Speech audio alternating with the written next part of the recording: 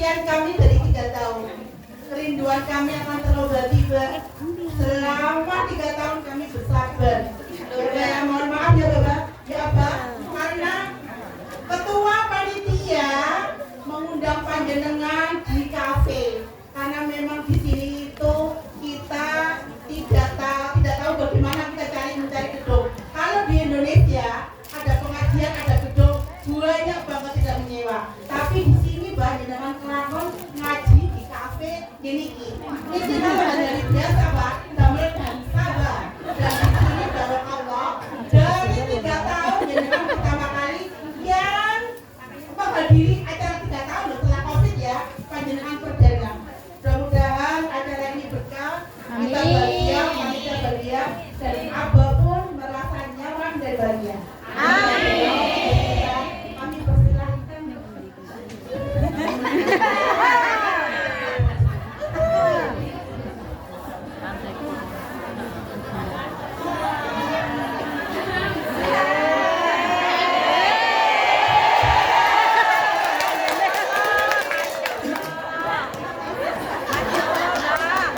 Assalamualaikum warahmatullahi wabarakatuh.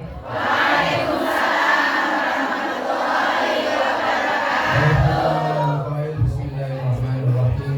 Man 'amila shalihan min dzakarin aw unsa wa huwa mu'minun falanuhyiyannahu hayatan thayyibah wa lanajziyannahu ajrahum bi ahsani ma kanu ya'malun. Allahumma shalli wa sallim wa barik ala hadzal nabiyil karim sayyidina wa maulana Muhammadin wa ala alihi wa sahbihi mujahidin qahidin. Rabbi shrah li sadri wa yassir li amri wa hlul 'uqdatam min lisani yafqahu qawli. Ashabul kafe rahimahumullah. Ashabul kafe. Nama ibonene kafe. Makan gorengan, minumnya susu. Hai Kumian, I love you.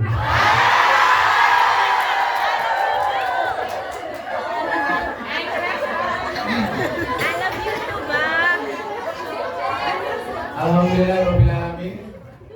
Kita masuk ke sesi kedua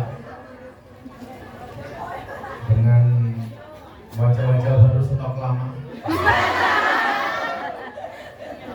Mudah-mudahan asli loh. niat saya Anda semua melebur dosa dijabah oleh Allah Subhanahu wa Ta'ala. Dengan silaturahmi ini mudah-mudahan Allah panjangkan umurnya, sehatkan badannya, mudahkan rezekinya, bahagiakan hatinya, orang Indonesia lunas hutangnya. Banter-banteran pokoknya. Satu kesalahan bagi orang yang berhutang itu adalah ketika punya hutang justru menjauh. Harusnya kalau punya hutang karena orang hutang itu karakternya adalah Gila. kalau mau hutang wajahnya lebih manis dibandingkan madu. Tapi kalau ditagih lebih menakutkan daripada Israel. Lebih galak dari Orang yang hutang itu biasanya kalau hutang wajahnya melas, suruh bayar males. Makanya saya bilang, kalau dukun itu bisa membunuh tanpa menyentuh, hebatnya orang Jawa adalah bisa hutang tanpa bayar.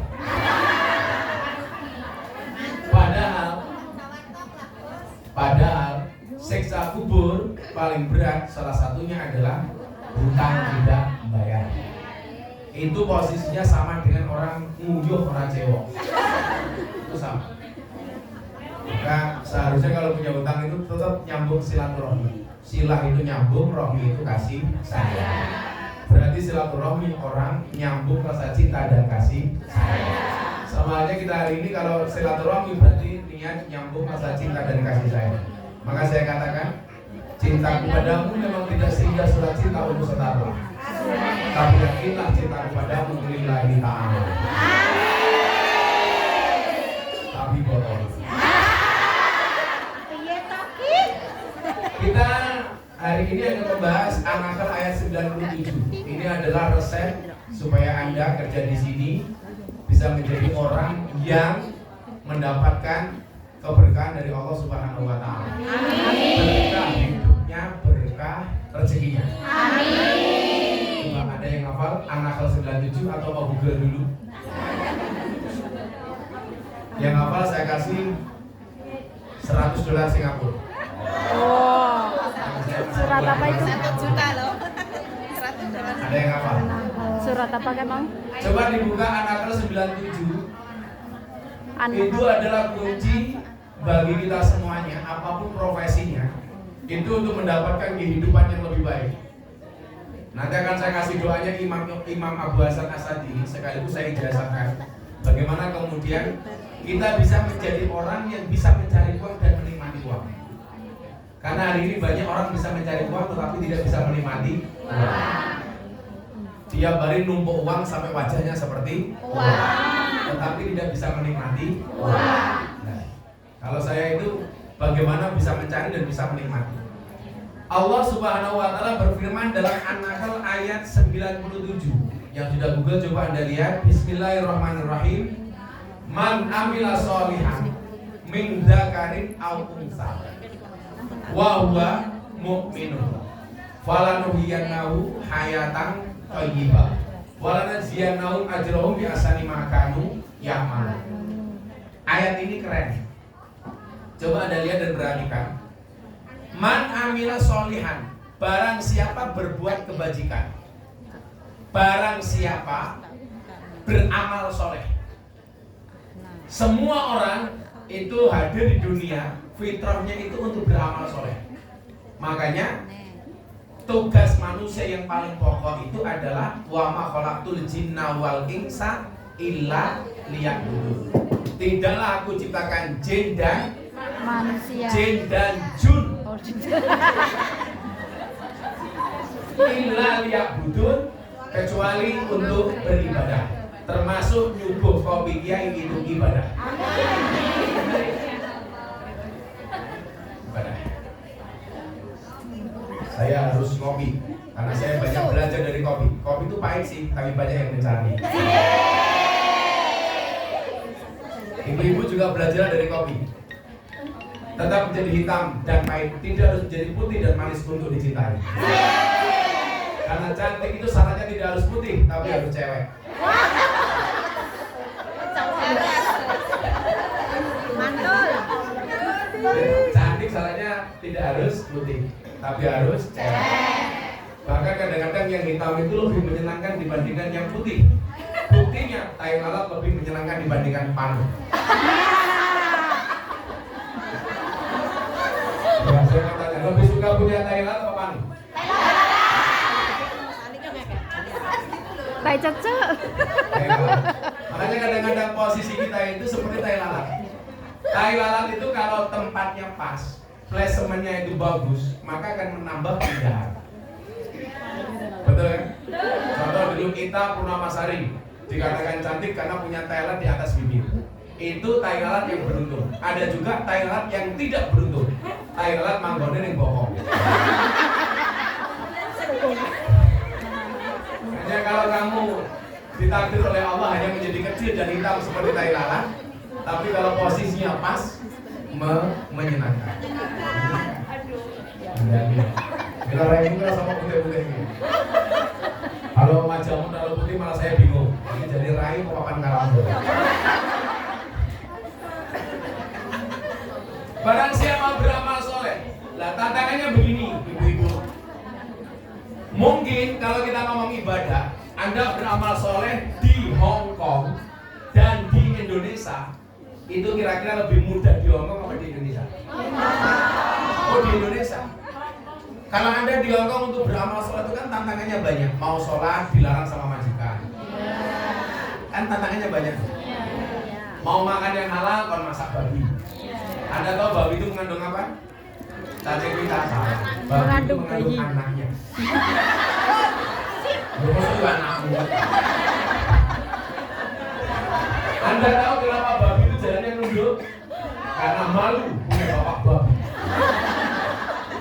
Beda kalau anaknya kecil itu larinya mending loncat-loncat karena bangga bapaknya bukan bang. Nah, tantangan Anda di Hong Kong untuk beramal soleh itu jauh lebih berat dibandingkan Anda di Indonesia. Contoh untuk bikin pengajian, susah untuk cari tempat. Coba kalau di Indonesia, setiap saat, setiap waktu, dimanapun ada pengajian. Artinya, begitu Anda bisa beramal soleh di Hong Kong, kira-kira mohon maaf, pahalanya lebih besar enggak dibandingkan di Indonesia? Lebih besar. Lebih besar di Hong Kong. Lebih besar. Karena tantangannya lebih berat. Nah, amal itu salah satu cara menilai pahalanya besar atau kecil itu juga dilihat dari tantangan. Contoh, berdakwah di lokalisasi sama di masjid. Itu tantangannya lebih besar di lokalisasi. Berarti saya meyakini dakwah di lokalisasi pahalanya lebih besar dibandingkan di masjid. Kalau di masjid santai, semuanya berjilbab, nutup aurat. Di lokalisasi tantangannya lebih. Diuji tidak hanya imannya tapi juga imannya. Bisa jadi imannya lolos, imannya tidak lolos. Karena itu pengajian yang paling menyenangkan sedunia. Ngajinya berpahala, matanya bervitamin. Komplit jerit. Pahala, Pak. Pahala cari muka. Makanya kalau bekerja itu mukanya di bawah, sehingga di tempat kerja tidak cari muka. Ingat, orang kerja itu cari uang bukan cari muka. Ora iki jarah glowing wae. Orang yang murah glowing. Makanya kalau pengen glowing, carilah suami yang good rekening. Betul. Betul, Bu? Aku Satu kan buat meneh. Karena berangkat dari good rekening bisa menjadikan wajahmu glowing. Dan di balik wajah istri yang glowing ada suami yang golong.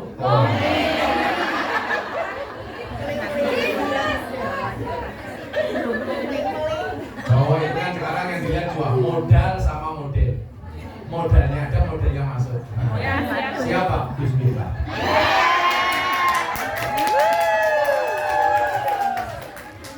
Jadi orang beramal soleh di Hong Kong, saya meyakini itu pahalanya jauh lebih besar dibandingkan di Indonesia. Karena tantangannya lebih besar. Harus sewa gedung, nggak dapatnya kafe. Tapi jangan menganggap ini hina. Mungkin dengan cara ini Tuhan Allah mensiarkan Islam di Hong Kong melalui kafe ini. Jadi kalau melihat segala sesuatu itu tolong dilihat dari perspektif positifnya, jangan negatifnya. Kalau yang dilihat cuma negatifnya toh, kita akan menjadi pribadi yang insecure. Apa? wes toh. Sange. Angel Pak Raiso. Kemudian kalau ngomong insecure. Kencur.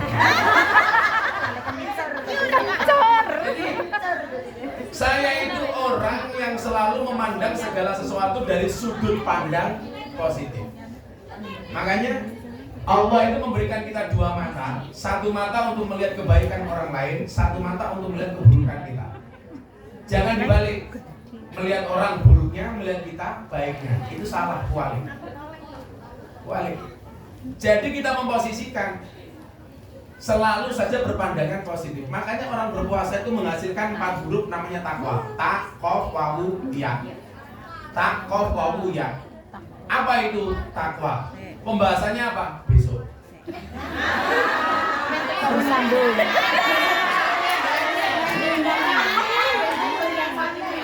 Besok berapa nih kan? Kasihan kan loh. Ini minggu yang depan pakai gambar kaos Gus Miftah. Saya tahu tujuannya. Biar Selasa dipeluk Gus Miftah.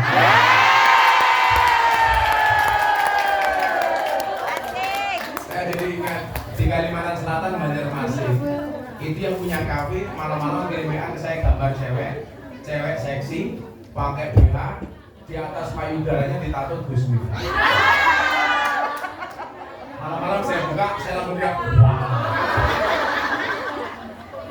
Vitamin. Akhirnya beliaunya WA, Gus, mohon maaf, itu adalah LC pemandu karaoke di tempat kami kerja, perusahaan kami yang sangat mengidolakan Gus Miftah. Izin kiranya boleh untuk video call sebentar. Kita video call. Gus, assalamualaikum. Berapa mbak LC itu banyak. Dikasihlah HP itu kepada mbak-mbak yang dadanya ditato Gus Miftah. Saya tanya, kenapa dok dada kamu tato Gus Miftah? Saya sangat mengidolakan Gus Miftah. Tapi kenapa harus pakai tato seperti itu? Dulu Gus Miftah pernah mengatakan pengajian di Jogja, seseorang itu di hari kiamat akan dikumpulkan bersama orang-orang yang dicintainya. Mungkin kita tidak bisa bersama di dunia, Gus, tapi saya yakin kita bisa bersama di akhirat. Makanya saya bilang, kamu boleh menyebut namanya di dalam doamu, tapi kamu tidak boleh kecewa kalau dia bukan takdirmu.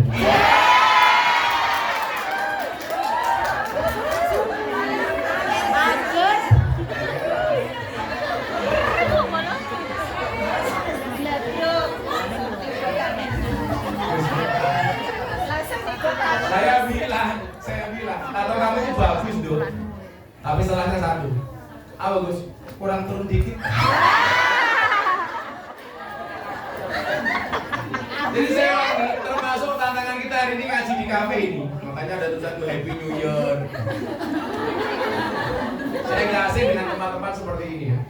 Ini namanya puskesmas. Pusat kesenangan mas-mas. Tapi insya Allah yang hadir sore siang hari ini insya Allah pindah dari surga. Amin. Tapi pesan saya satu, serindu-rindunya kamu dengan surga, please jangan berinisiatif untuk menemuinya. Modal. Yang beramal soleh siapa? Diteruskan ayatnya. Min dakarin au unsa. Dari laki-laki ataupun perempuan. Ayat ini menegaskan Al-Hujurat 13. Bahwa Allah itu menciptakan manusia cuma dengan dua jenis kelamin, laki-laki, perempuan. Ada nggak jenis kelamin ketiga? Secara fikih ada. Namanya bukan dakar, namanya bukan unsa, tapi khunsa. Siapa itu khunsa? Orang yang terlahir dengan dua jenis kelamin. Ada Gus, ada. Ada kilitnya, ada tututnya.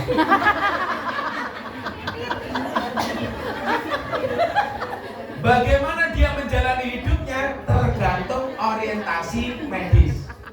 Begitu dilihat kok mempunyai dua jenis kelamin, kemudian dianalisa secara medis, kok dia punya rahim, berarti dia perempuan. Maka alat kelamin laki-laki dimatikan. Contoh yang paling mutakhir, anggota TNI Andi Mangana. Nah, itu dulu dinyatakan perempuan. Setelah dianalisa medis ternyata dia tidak punya rahim dan gen laki-lakinya jauh lebih dominan dibandingkan perempuan. Maka kemudian melalui pengadilan statusnya dirubah. Nah, bagaimana dengan banci? Itu bukan khunsa, tapi makhluk jadi-jadian. Artinya makhluk jadi-jadian apa? Sebenarnya laki-laki, tapi berpenampilan seperti perempuan. Itu biasanya karena salah pergaulan. Kalau di Jogja namanya Laura, lanang ora, wedok ora. Kalau di Thailand namanya lady boy. Wajahnya lady, kakinya boy. Kalau tomboy? Kalau tomboy Pak? Beda, kalau tomboy itu beda. Memang ada perempuan yang diciptakan oleh yang mempunyai model tomboy. Tapi bukan berarti penampilan itu merubah kelamin. Ya. Makanya kalau ibu-ibu lihat ketika meninggalnya Dorce Gamalama, ya, itu berita yang ramai Dorce sama Gus Miftah. Kenapa? Karena saya diminta untuk komentar terhadap pasiennya Dorce pengen dimatikan secara perempuan, padahal dia laki-laki. Anda tahu siapa nama Dorce yang asli? Dedi Yuliadi Ashadi. Dedi Yuliadi Ashadi. Kemudian menjadi Dorce. Nah, saya bilang Anasu yamutuna ala ma'asu. Manusia itu dimatikan sebagaimana kebiasaan dia hidup. Kalau dia laki-laki, dia harus dikubur secara laki-laki. Karena ada perbedaan yang sangat signifikan antara laki-laki dan perempuan. Niat sholat jenazah itu beda. Kalau laki-laki yang mati, isim isarahnya hada. Perempuan mati, hadi. Lapisan kain kafannya. Laki-laki lebih tipis dibandingkan perempuan. Perempuan lebih tebal dibandingkan laki-laki. Maka fakta ini membuktikan bahwa perempuan lebih boros dibandingkan laki-laki. Kok tahu? Kok tahu? Karena perempuan itu semuanya serba double, pakaiannya double, wajahnya double, alisnya double. Cukup dengan alis saja membuktikan perempuan nggak bisa diatur oleh laki-laki. Kenapa? Aturan Allah saja dihapus malah dilukis dewi. Kan goblok.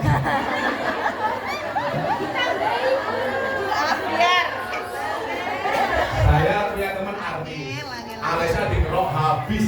Setiap kali mau tampil di lukis pakai spidol itu kan. Nah, malam-malam mau tidur cuci muka, begitu bercermin kaget tuh kayak jin. Kenapa? Karena nggak punya alis. Karena kadang-kadang kalau bapak di Hongkong ini biasanya alisnya tergantung tempat tinggalnya. Oh, berangkatnya dari Malang, kayak Bruris alisnya kayak apel. Semua Madura alisnya kayak jumret. Kendal Pak. Orang ngerti. Kendal Pak. Kalau orang Kendal, Dari Kendal. Orang ngerti paling. Kayak alas. Alas obat.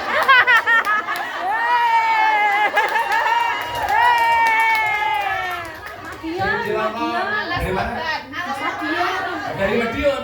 Alisnya kayak pecel.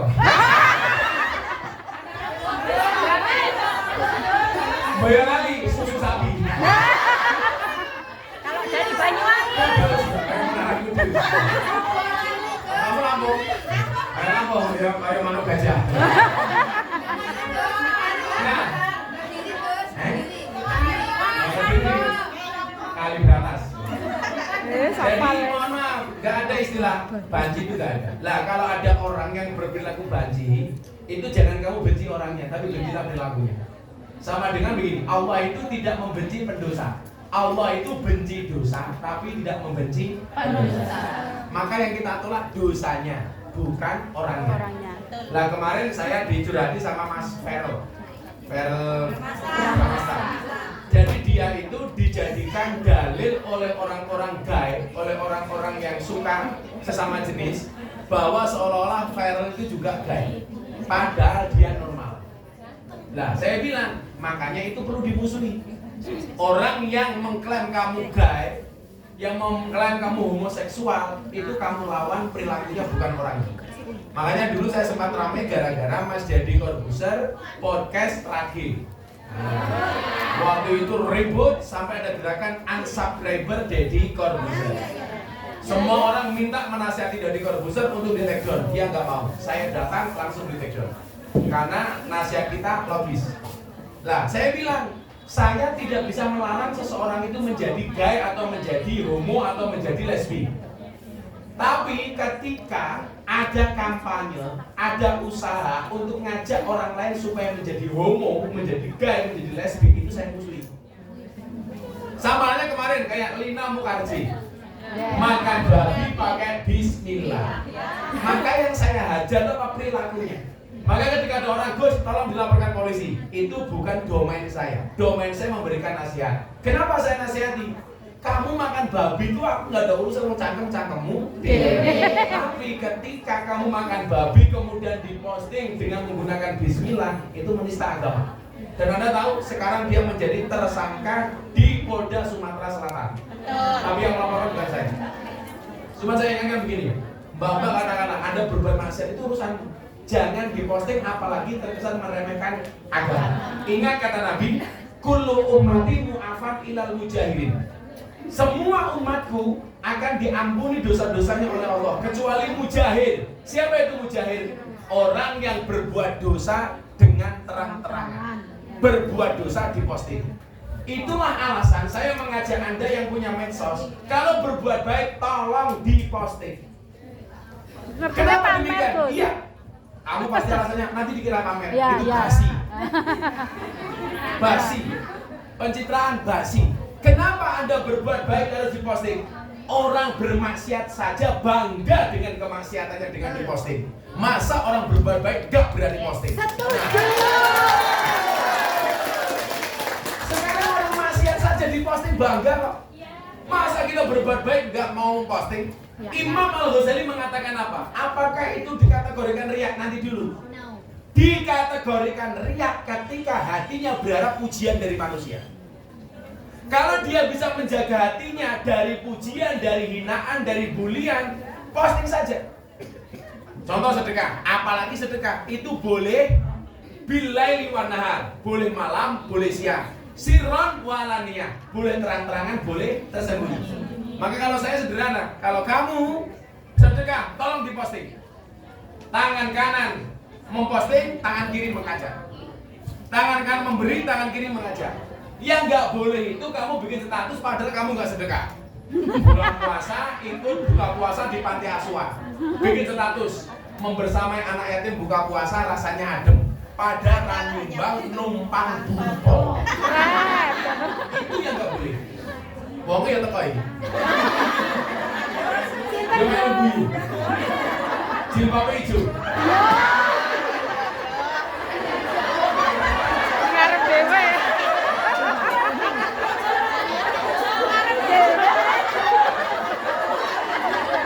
Ngarep dewe kayak hijau. Yang jilbabnya Jadi coklat tersangka. insya Allah. Tambah parah. Lebih parah. Ora ya, konku dasi ya. Ini nggak usah malu diposting masih saja. Coba saya mau tanya, fungsi medsos kamu itu apa? Kalau Jualan. Untuk apa? Lebih-lebihan untuk apa sih? Jualan. Termasuk bisa kita lakukan adalah dakwah di medsos kita masing-masing. Contoh kajian bagus diposting, itu bagian dari dakwah.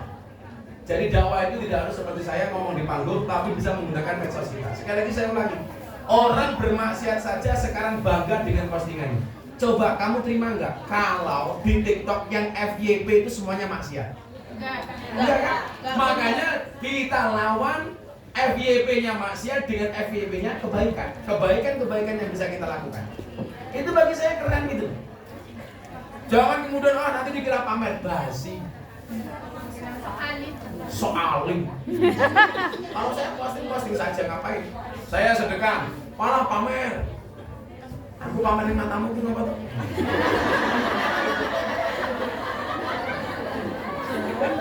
Fungsinya apa gitu? Nggak ada fungsi sama sekali. Ya. Maka barang siapa beramal baik min dakarin au unsa, laki-laki maupun perempuan.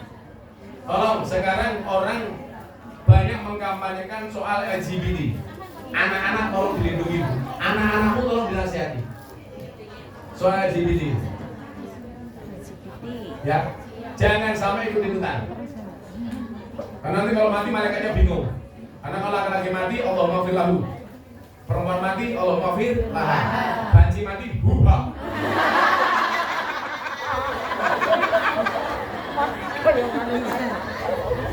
Sosi mati, banci, Allahumma fir lahu, ha.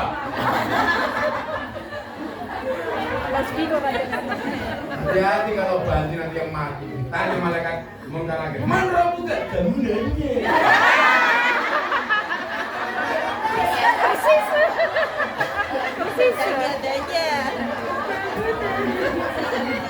Langsung malaikatnya nyanyi. Begitu sulit. Berbagai jilid.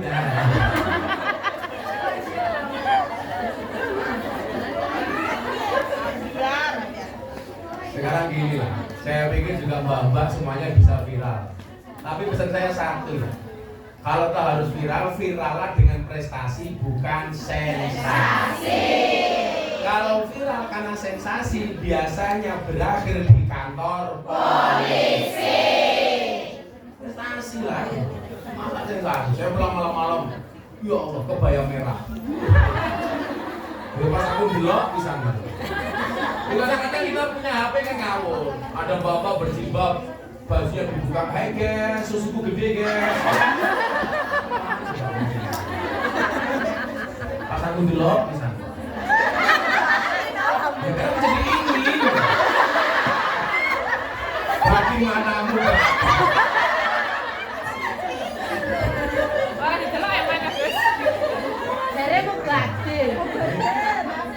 Bukan masalah mubadir, Bu. Dilihat dosa, nggak dilihat barang bagus. Rezeki Gus. Maka kemudian apa? Janji Allah dalam An-Nahl 97, barang siapa beramal baik kebajikan, baik laki-laki maupun perempuan, syaratnya satu, wa huwa mu'minun, dan dia dalam keadaan beriman. Maka saya ingatkan, dimanapun kamu tinggal, jaga imanmu, jaga takwa. Kamu boleh tinggal di Hong Kong, tapi ingat, jaga imanmu, jaga takwa. Bagaimana cara Anda berdakwah di Hong Kong? Gampang, jaga akhlak dan perbuatan. Jadi kalau Anda berjilbab, wirawiri di kota Hong Kong ini, kok akhlakmu baik, orang Hong Kong akan menilai, oh Islam baik. Karena orang Hong Kong menilai kamu Islam cukup dari jilbab. Kayak muslimah. Coba kalau kamu pakai jilbab, pakainya tertutup, muslimah, kelakuannya jelek. Orang Hong Kong akan mengatakan, alah, mau kayak mana? Tetap raja toh. Makanya kalau kamu di sini tetap berjilbab, bagus, jangan ikut-ikutan, bocah Ponorogo, bocah Lampung, bocah Kendal, bocah Malang, ning Hong Kong, begitu ning kota Hong Kong penampilannya telungsung. Dari rumah berjilbab, begitu masuk kota Hong Kong penampilannya kayak cewek-cewek Hong Kong. Akeh. Pakaiannya seksi kayak cewek-cewek Hong Kong. Kalau cewek Hong Kong pakai pakaian seksi pantes putih, mulus. Lah awakmu kok enggak mentek.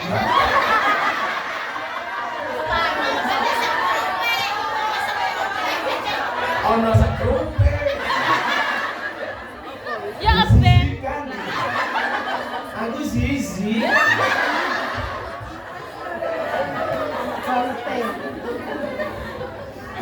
Ya, kita itu harus sadar diri, sadar posisi, sadar diri.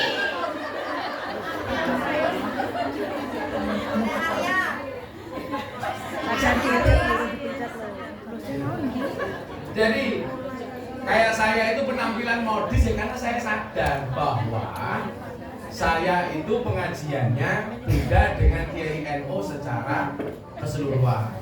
Kiai NU biasanya pengajian di desa, saya masuk ke wilayah yang Kiai NU jarang masuk. Pejabat, selebritis.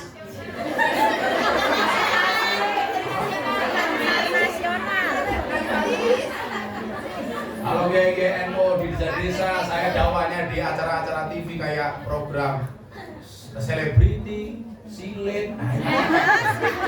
Itu acara silet. Ini apa? Aku ngomong apa?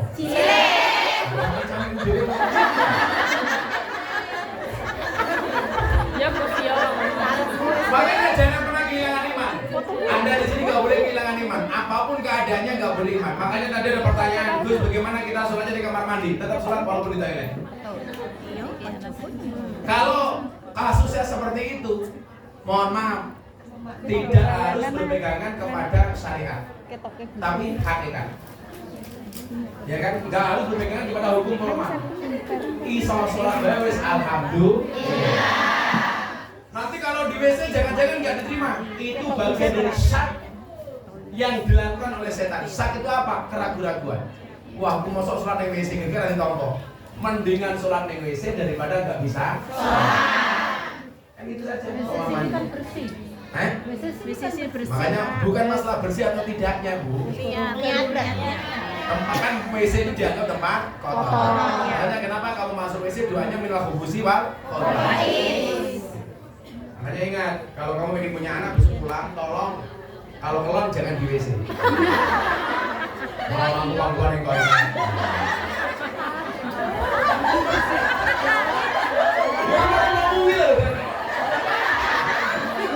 Paling gampang.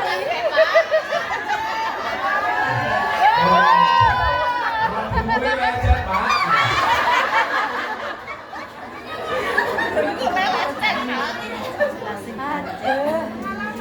Pengalaman makan.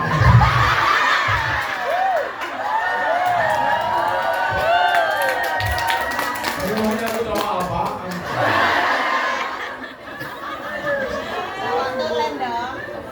Memang hebatnya fikih itu ya. sampai hubungan suami istri, tempat yang baik di mana, Posisi yang baik malam yang gimana? baik seperti apa, posisinya seperti apa.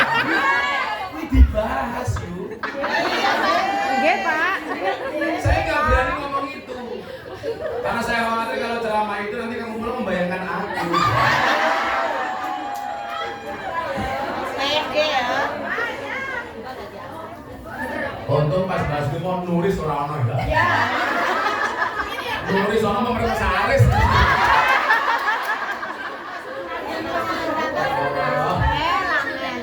Jadi pandemi kok ketemu. Sawah kok batang kafe begitu.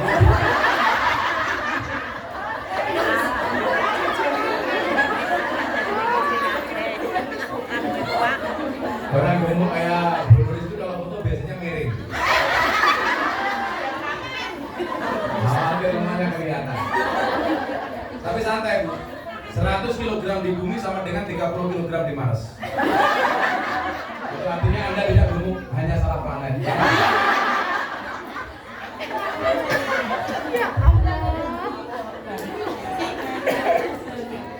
Kata Bunda Nulis, orang masalah aku dibully sementing utang lunas.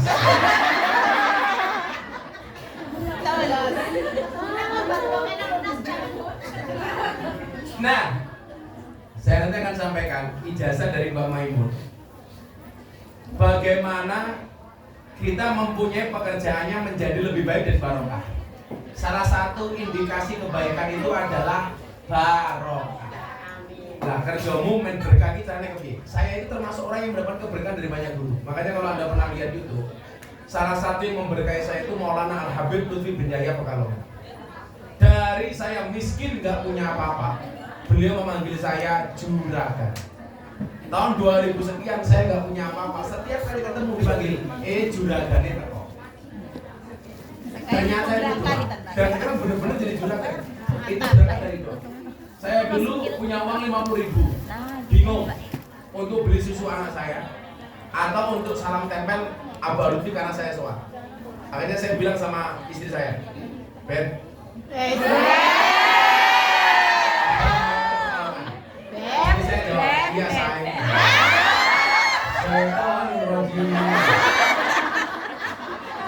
Uangnya saya minta, saya masukan Abah untuk salam tempel. Istri saya tanya, dan nanti susu anak kita gimana Bang? Sudahlah. Soalnya nanti ada jalannya lain. Akhirnya saya berangkat ke Pekalongan, salam tempel, pulang malam anak saya nggak bisa tidur karena nggak ada susu. Akhirnya malam itu saya rebutan susu dengan anak saya. Akhirnya kita ada kesepakatan, saya cukup adanya, anak saya isinya. Kebangetan. Kebangetan gitu. Juga minta isinya. Anda tahu kenapa dinamakan susu? Karena jumlahnya 2. Susu. Kalau 1 su. Kalau 3 su. Dan laki-laki itu seperti soda. Kalau ketemu susu pasti gembira.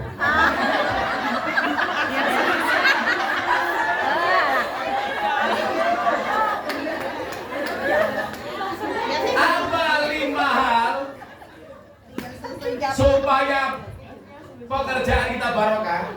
Ini penting banget untuk teman-teman di Hong Kong. Ya.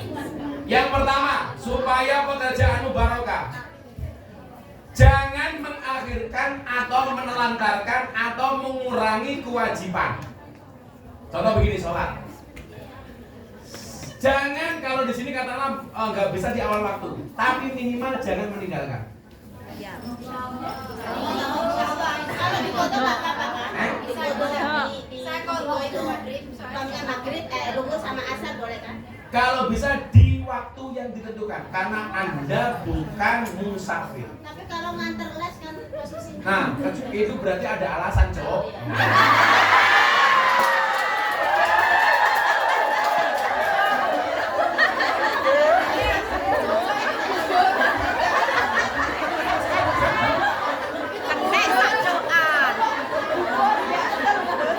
Kalau Anda cuma mau di rumah kok kemudian di jamaah atau di kota itu kan nggak pas.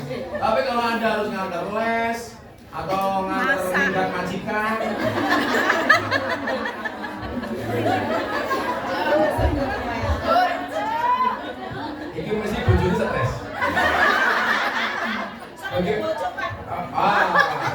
Jangan dia bojomu stres ya. Kenapa stres? Jelas kalau kiai bengeng ya. Ngomongin kalau bojomu nih. Bayarin nyotel pakai tangan kiri. Saya pikir karena apa? Ternyata pamer cincin.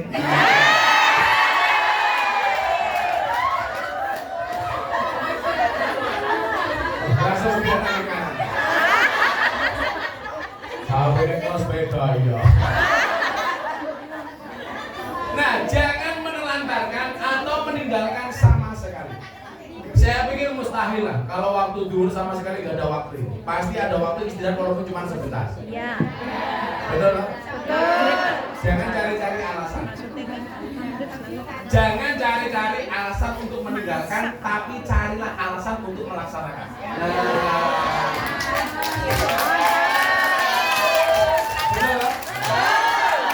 Kalau cuma cari alasan untuk meninggalkan tuh gampang banget. Wes rasane karo bojone golek-goleki salahe.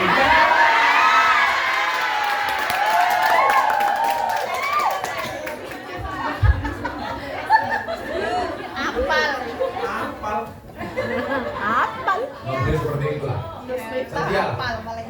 Saya itu kan setia. Apa itu aja? Banyak laki-laki mengatakan mencari istri solehah itu susah. Banyak perempuan mengatakan mencari suami soleh itu susah. Pertanyaannya adalah kenapa sibuk mencari bukan menjadi? Niki solehah, Pak. Namanya.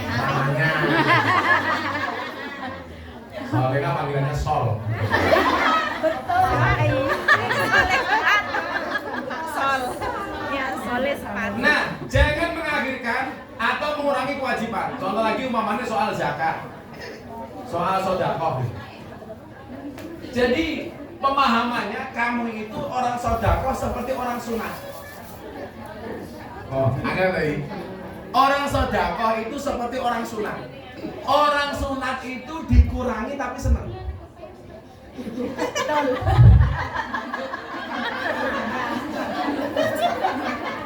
Hei.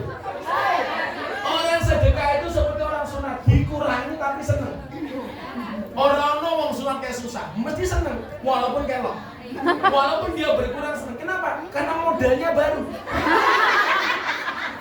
Dan ternyata apa? Ketika dikurangi justru melahirkan bentuk baru yang lebih indah.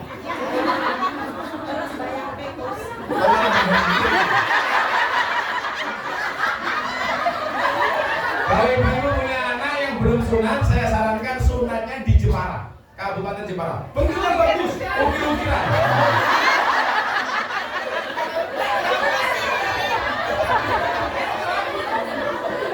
Nah, jangan menelantarkan soal sedekah. Sedekah itu seperti orang sunat, dikurangi tapi senang. Maka orang sunat itu sebagai bentuk investasi lah. Kamu sedekah itu juga bentuknya investasi. Bulan Syawal itu kan salah satu keutamaan amal itu adalah memperbanyak sedekah.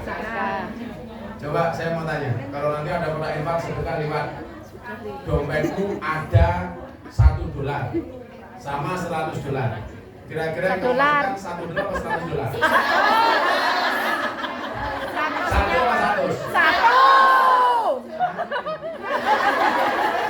Delok munyuk kebun binatang sangune $100, delok kiai infaknya $1. Ya. Berarti larang kiai apa munyuk? Lebih menghargai kiai apa munyuk?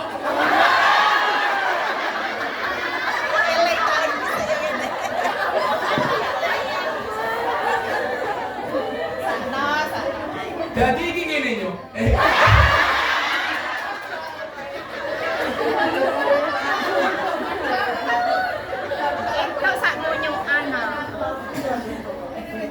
Saya itu kalau soal sedekah kadang-kadang nggak nalar.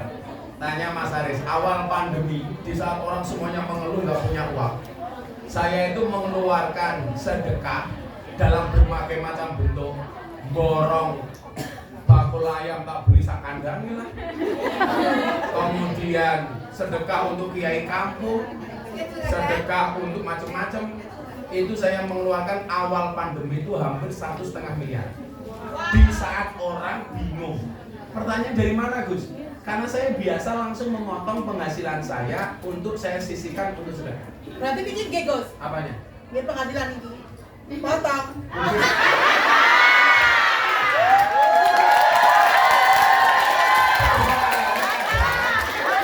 Memotong dengan keikhlasan itu berbeda memotong dengan maksaan. Oh no, iso kayak. Wis mangkate dipaksa. Murah wis dinyang. Kok kene sih dianion. Kabeh wong dilawan. Kembali ke tadi sesi awal saya bilang, kalau ada orang bercerita tentang sedekah, mindsetnya jangan menjadi penerima. Kapan saya dikasih? Tapi bagaimana saya bisa mencontoh sebagai pemberi? Honoris.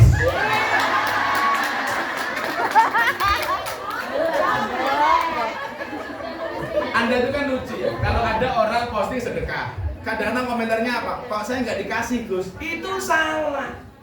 Doakan ya Gus supaya saya bisa seperti jenengan. Amin. Semuanya kan harus berangkat dari ini yang positif gitu. Ya kalau Anda hanya mau sebagai penerima, selamanya cuma menerima. Padahal ingat, memberi itu jauh lebih nikmat dibandingkan menerima. Pantaskanlah dirimu sebagai pemberi, bukan sebagai penerima. Yes. Makanya Gusti Allah itu mau nitipkan hartanya kepada yang pantas untuk menerima supaya bisa diberi kepada orang lain.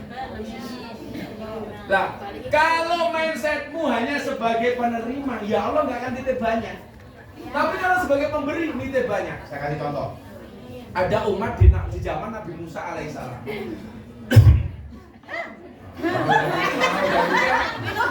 Kopi. Kira-kira baju putih rama. Kan Gus, tekan. Ingat dipotong.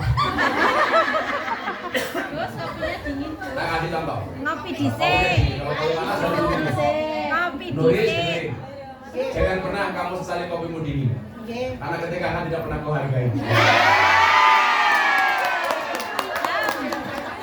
Gus, pulang saya bagi. Iya. Kalau saya baju nih, kamu mulai di sini.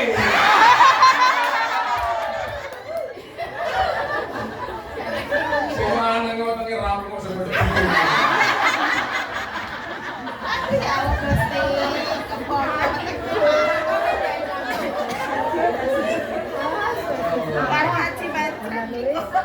Di zaman umatnya Nabi Musa alaihissalam itu ada orang miskin kuadrat.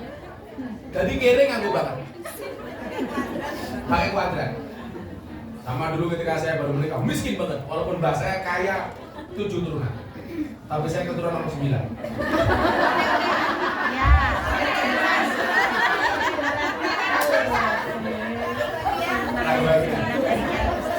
Akhirnya umat ini matur kepada Nabi Musa. Nabi Musa, yo apa? Mbok tulung jenengan dongake kula men sugih. Mintalah sama Allah supaya saya dijadikan orang kaya, dititipi harta. Akhirnya Nabi Musa melihat kesungguhan orang ini, doa, ya Allah, titipkan harta kepada dia. Allah dawuh, Musa, orang itu akan saya kasih harta, tapi ingat cuma setahun saja. Setelah setahun dia miskin lagi. Dia dikasih harta cuma setahun saja. Ya. Akhirnya apa? Begitu si miskin jadi kaya, tiap hari dia sedekah. Semua orang dikasih sedekah terus. Setelah setahun, ternyata tetap kaya. 2 tahun tetap kaya. Nabi Musa matur sama Allah. Allah, Anda mengatakan orang ini kaya hanya setahun. Kenapa dia sampai bertahun-tahun? Apa jawab Allah? Musa, saya tidak tega untuk mencabut harta itu dari dia. Kenapa?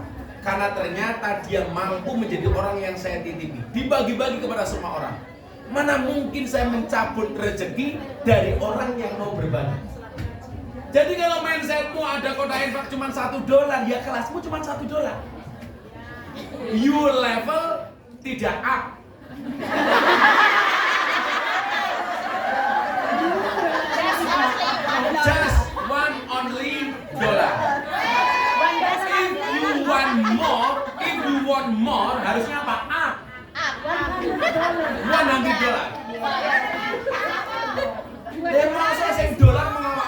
Bodohnya melar. Iya. Kalau you hanya kasih $1, berarti levelmu Allah akan kasih cuma $1. Hak itu. Saya yakin betul.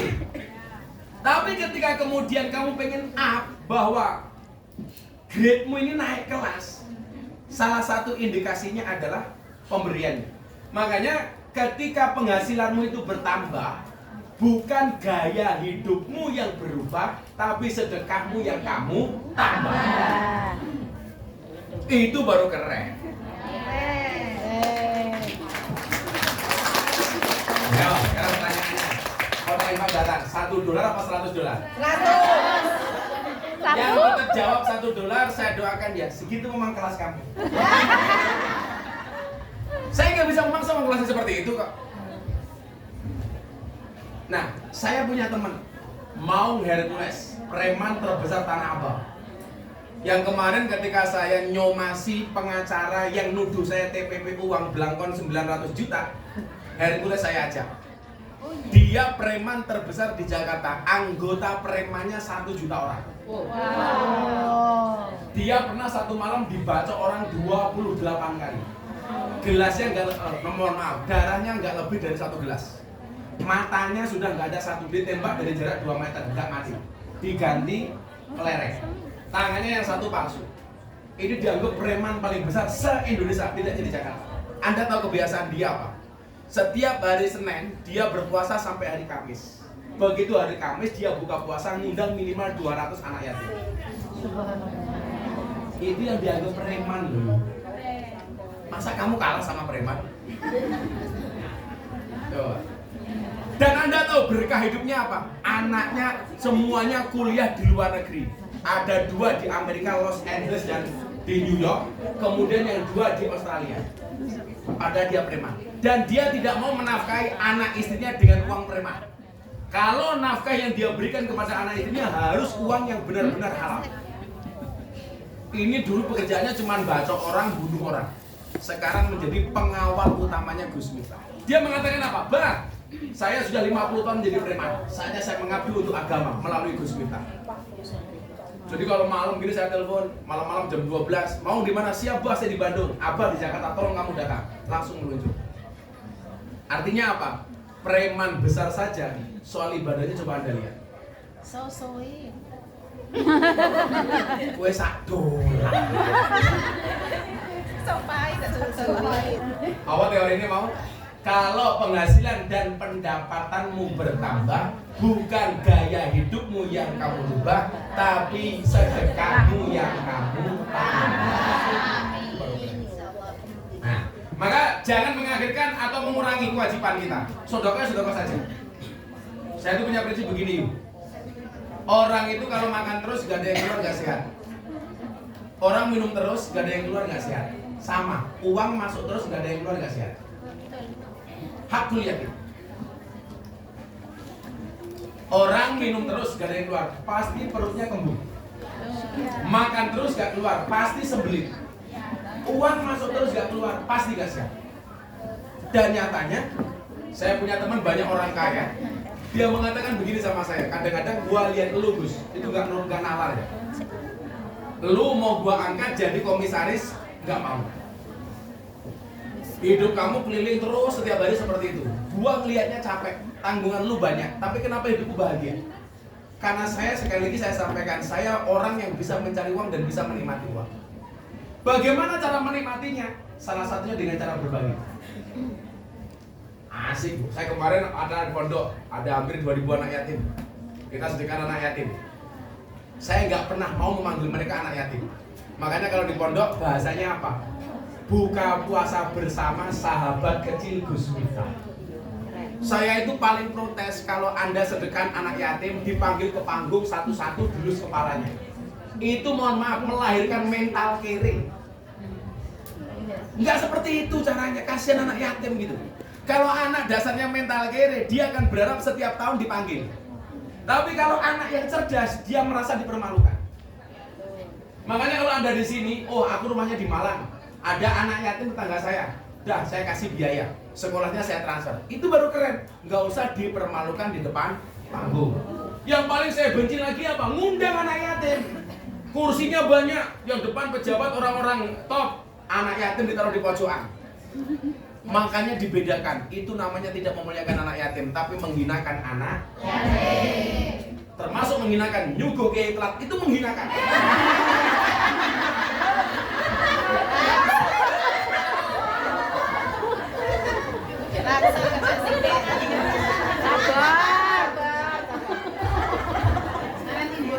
Sabar yuk. Satu tadi itu ya apa? Jangan mengakhirkan atau menelantarkan atau mengurangi kewajiban sholat, zakat dan lain sebagainya karena lebih mementingkan pekerjaan. Kamu tetap bekerja tapi jangan meninggalkan kewajiban. Tadi waktu sholat ya sholat, zakat ya zakat, poso ya poso. Ya. Tapi saya ingatkan, serajin-rajin kamu sholat, tolong sholat maghrib cukup sekali. Jangan bisa ya maghrib.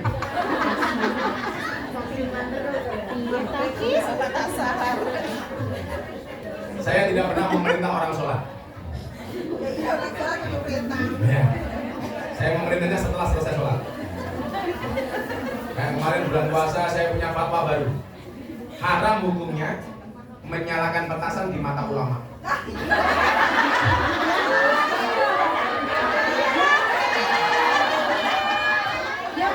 Itu goblok matanya.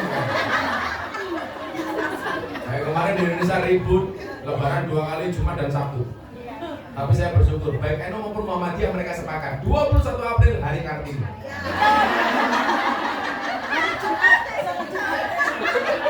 Makanya saya bilang seharusnya yang memimpin sidang hizbah untuk melihat hilal itu harusnya perempuan. Karena yang paling tahu kapan datanya bulan adalah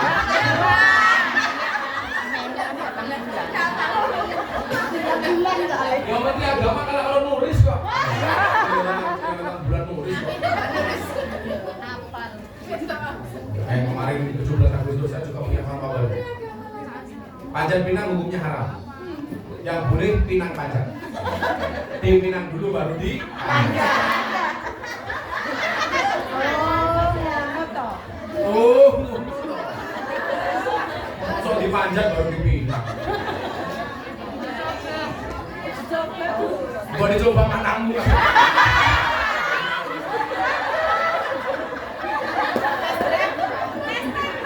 Istri satu pesan kan.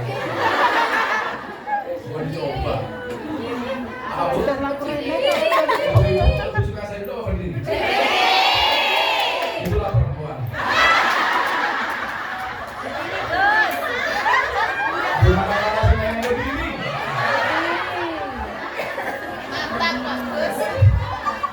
Kemudian yang kedua, ya.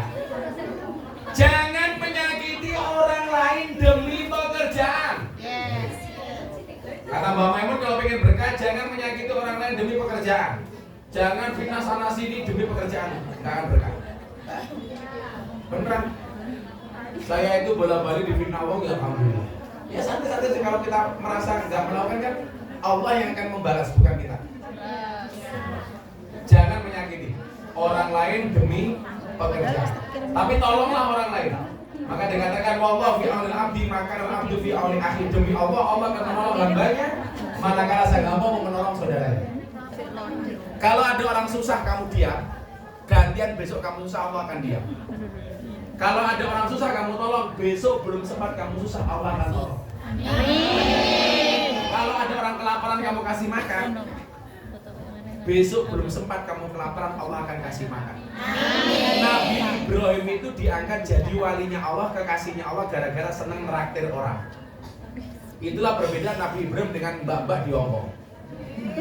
Kalau Nabi Ibrahim mencari orang untuk ditraktir, mbak-mbak di Hongkong mencari orang minta. Oh, tidak bisa. Yang bagus itu traktir, apa ditraktir? Traktir.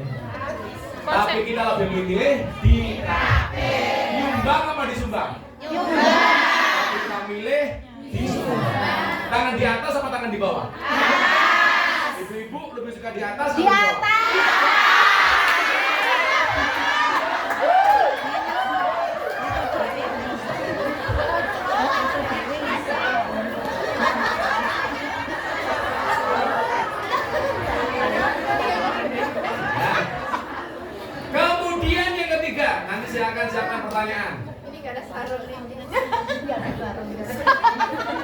Hubungannya kalau sarung ya.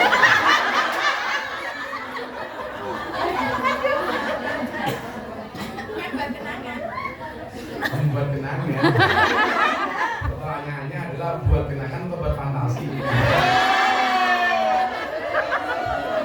Bola Dewi sini. Yang ketiga, bertujuan menjaga diri dan keluarganya dari meminta-minta. Jangan bertujuan mengumpulkan dan memperbanyak harta. Nah, ingat-ingat ya.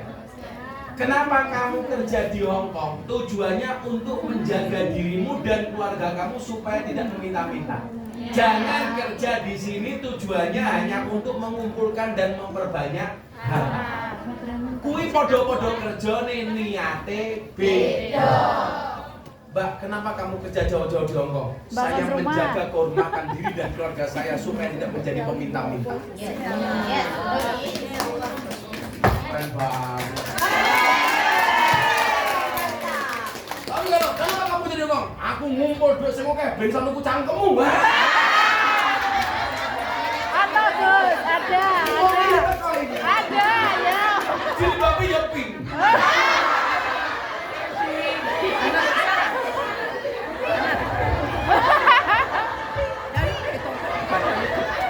Ada. Oh, pelajaran sedunia paling nyantai nih. Lu gua ngarep dhewe tumpah es lonjor.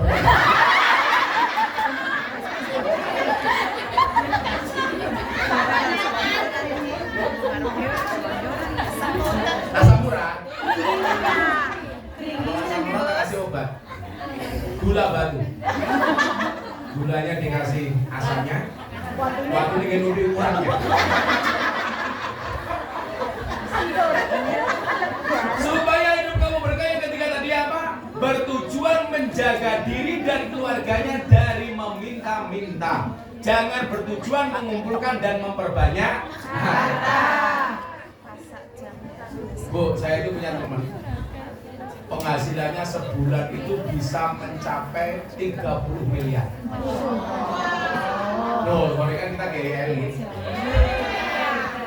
Tapi saya lihat orang-orang kaya itu ternyata tidak menemukan kebahagiaan yang hakiki. Sampai Hotman Paris, dia mengatakan apa? Gus, saya itu belum menemukan kebahagiaan sejati itu seperti apa. Padahal kalau di Jakarta Utara, Kelapa Gading, mohon maaf, ratusan mobil, di Bali puluhan vilanya, mobilnya mewah seperti itu Anda lihat, kelas Hotman Paris. Dia mengatakan sama saya apa? Kok saya belum menemukan kebahagiaan sejati ya Gus? Seperti apa sih? Jadi dia masih galau terus, padahal udah usia 60 lebih. Coba bandingkan dengan ibu-ibu. Kan walaupun penghasilan kita tidak sebanyak Hotman Paris, tapi pengajian santai, duduk depan kiai begini.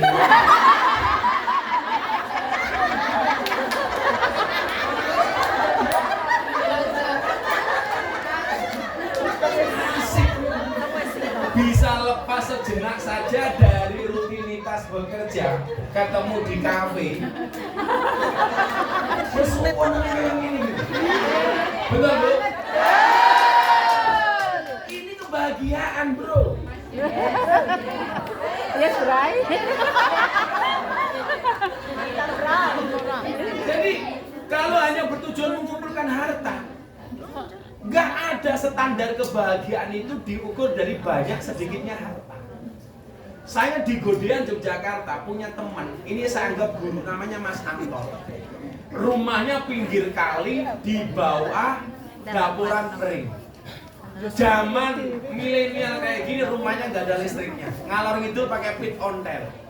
Yang pit ontel mungkin harganya cuma 50.000, sandalnya jepit ngalor ngidul. Sarungnya ngelinting. Ya. Tapi mohon maaf, sampai di rumahnya tuh listrik nggak ada. Dia kalau mandi masih nimbo di kerek itu. Tapi bahagianya minta ampun. Kalau mau ke pasar, dia punya 2 anak, 1 istri, diboncengkan pakai sepeda. Orang begitu pedagang didatangi sama Mas Antoni, bahagianya minta ampun. Karena orang yang sangat-sangat sederhana. Maka saya bilang, apa bedanya sederhana dengan miskin? Miskin itu kondisi hidup, sederhana itu gaya hidup. Nah, maka kemudian di Indonesia sekarang banyak pejabat yang kena kasus flexing, pamer. Sekarang lagi musim di Indonesia, istri pejabat nutup akun medsos. Karena dihajar sama PPATK. Makanya mohon maaf, kenapa saya tidak mau jadi pejabat? Ya karena mohon maaf, pejabat itu rata-rata. Ya kalau tidak ngutil uangnya lain, nggak punya duit. Lebih terhormat BMI, pahlawan devisa Indonesia.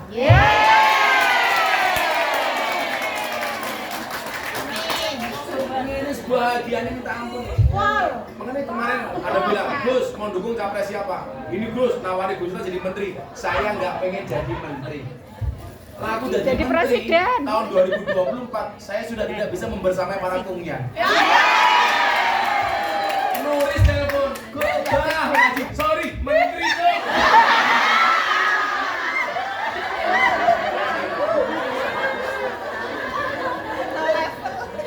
Pak Zulkifli Hasan, Menteri Perdagangan, nawari saya, Gus, ayolah nyalon gubernur Lampung, saya biayai sampai jadi. Saya bilang enggak. No. Why? Because my life for you.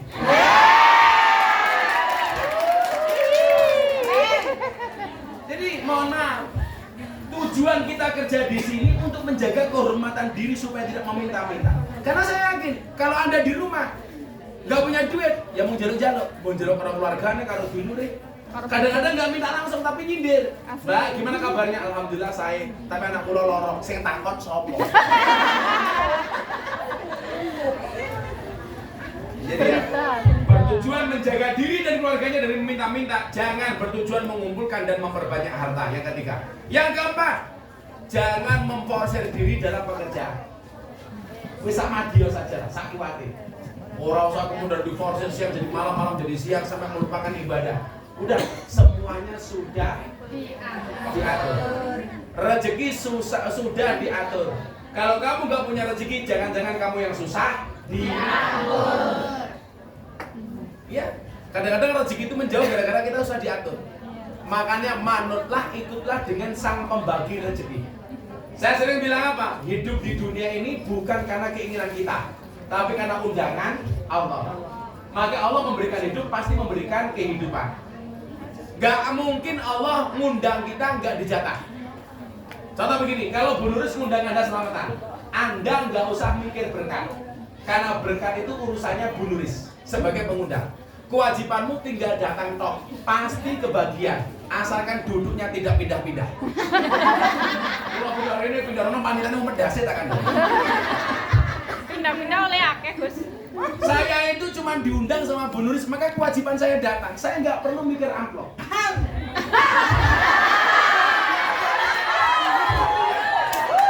Karena amplop urusannya Nuris, amplop urusannya panitia. Kalau saya melu mikir amplop, malah dipikir saya panitia. Tadi ngarep-ngarep. Standar banget.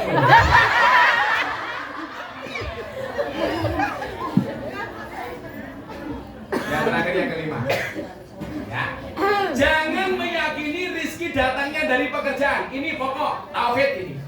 Jangan meyakini rizki itu datangnya dari pekerjaan, tapi yakinlah bahwa rizki itu dari Allah. Seolah kalau saya nggak kerja di Hongkong, saya nggak hidup. Oh, berarti kamu meyakini kamu bisa hidup karena pekerjaan, bukan dari Allah. Wong nyatanya banyak orang nggak bekerja tetap hidup. Contohnya cecak ini pekerjaan apa? Berono. Bising. Mau nembok neng tembok. Dan rezekinya cecak Anda tahu apa? Nyamuk. Harusnya cecak itu protes sama Allah. Kenapa? Nyamuk bisa terbang, cecak nggak bisa terbang. Tapi mekanisme keadilan Allah itu berlangsung.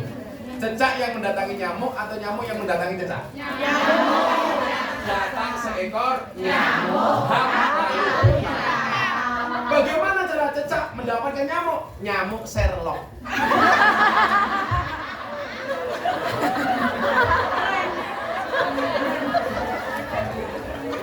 Nah, kesalahan Anda ketika bekerja meyakini rezeki itu datangnya dari pekerjaan, padahal rezeki itu datangnya dari Allah. Sedangkan pekerjaan hanya sebagai perantara. Kuwi baru keren. Maka yang terjadi kemudian apa? Falanuhyanau hayatan thayyibah, maka Allah akan memberikan kehidupan yang baik. Ada pertanyaan, silakan. Apa selawatan saya enggak? Saya mau ngetes yang hadir, apakah kelasnya cuma $1 atau $100? Kita lihat. Kita lihat. Ini bangga kurang $100 Singapura ya sini deh. Halo. Kayak ile apa ya? Ada yang $1. Aku kemarin baru dari Singapura soalnya. Alah.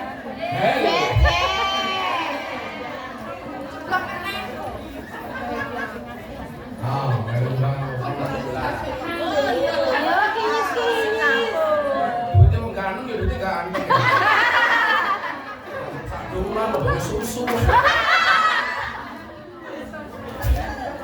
Ya sampai selawatan yuk. Kita selawat apa?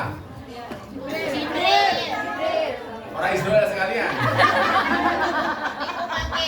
Israel. Sallu ala Nabi Muhammad. Salatullah salamullah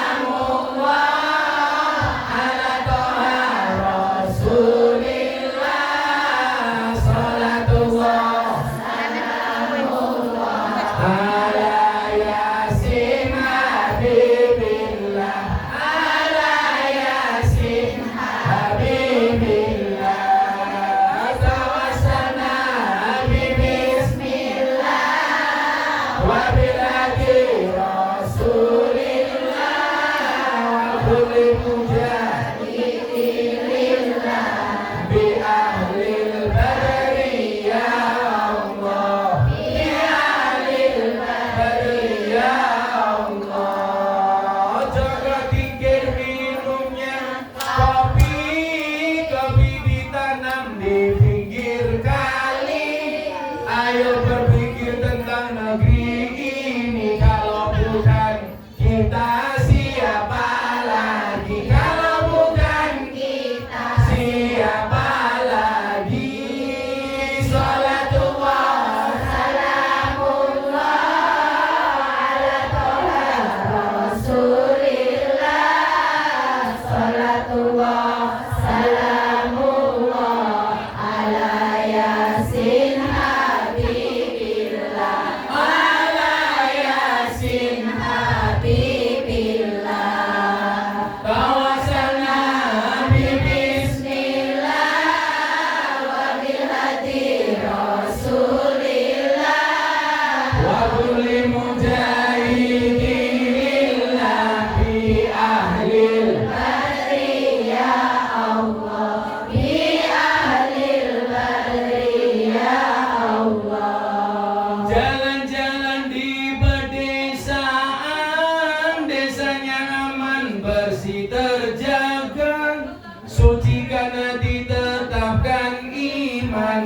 Merah putih melekat di dada, merah putih melekat di dada. Salatullah salamullah ala toha Rasulillah. Salatullah salamullah ala Yasin Habib.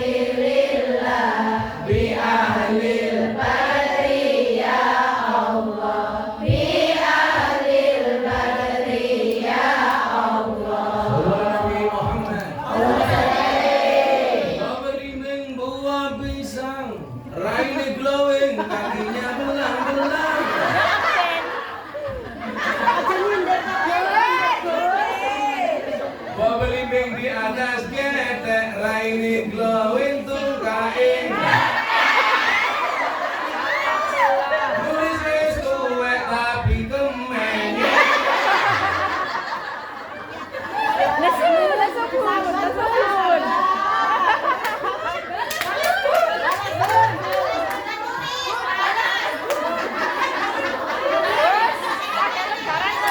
sabun. Ujian ya, ujian. Makan gorengan di tengah kota. Ya. Para yang memang istimewa. Mantap.